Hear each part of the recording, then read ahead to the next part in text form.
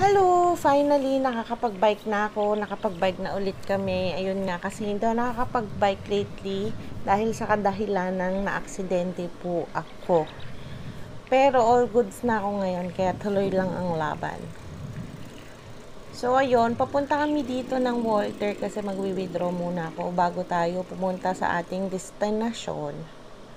Bali, ang ruta natin ngayon ay papunta kami ng Lian sa San Diego kasi kahapon may nakita ko sa Facebook yung McDo Tree House ata yun, ganon. Gusto ko siya makita and ma-check. So yan, nagpahinga muna kami bago pumunta na sa San Diego kasi medyo sumakit yung paa ko. At ayan, ang bilis namin, no?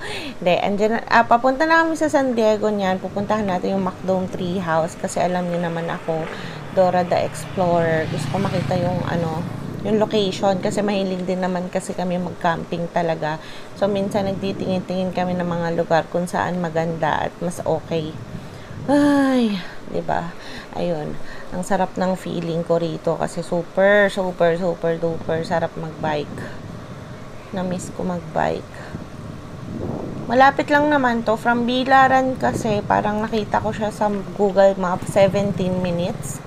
San Diego, So, ayan, nandito na tayo sa San Diego. At syempre, magpipicture-picture muna bago lumayas. Katunayan, nasa San Diego kami. So, ayun. Si Bibi at saka si Hatata.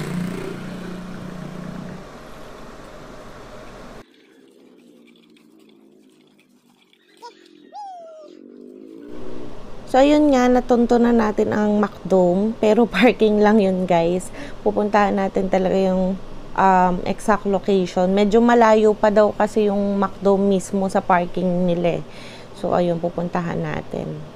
At para makapunta doon, guys, kailangan namin lakarin dahil hindi kaya mag-bike. Pero itatry namin kung pwede doon sa malapit sa dagat mismo mag-bike. Pero ako maglalakad na lang at baka alam nyo na. Ayoko nang madisgrasya pa muli. Tsaka para exciting. Exciting, 'di ba? Maglakad tayo. Minsan i-appreciate din natin muna ang mga view. At nagbike na nga ang person, pero ako naglakad pa rin para i-enjoy ang dagat at dahil natatakot ako magbike, baka biglang sumemplang. Tapos yun guys, ito nga pala ay San Diego, Lian, Batangas, hindi po San Diego, California. Charot lang yung mga sinasabi ko sa video. Tapos ayun, nandito na po tayo sa area na McDome. So ito yung mga rooms nila. And nagpaalam kami kung pwedeng pumasok, and yes, pumayag naman po sila para ma-check po yung area. Ayan. So ito yung entrance nila.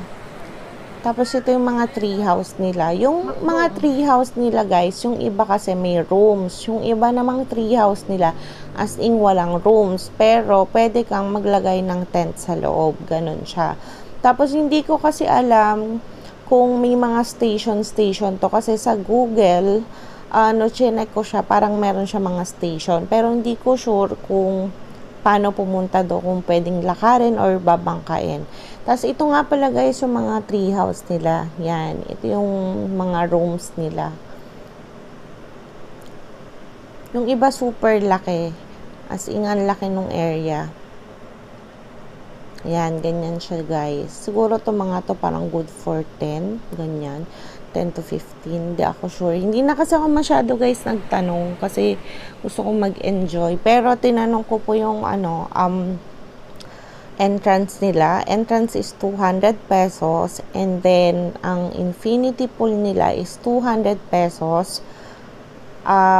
Kung kayo po ay may balak mag-tent sa tapat ng dagat at sakupan ng vicinity nila, 250. So, ayun, papakita ko sa inyo yung infinity pool nila. Tapos ito yung parang medyo mas malalaki ata yung mga dito. Kasi parang bahay na ganun. Ayan. So, ayan, may paduyan sila. Actually, Instagrammable naman talaga yung place.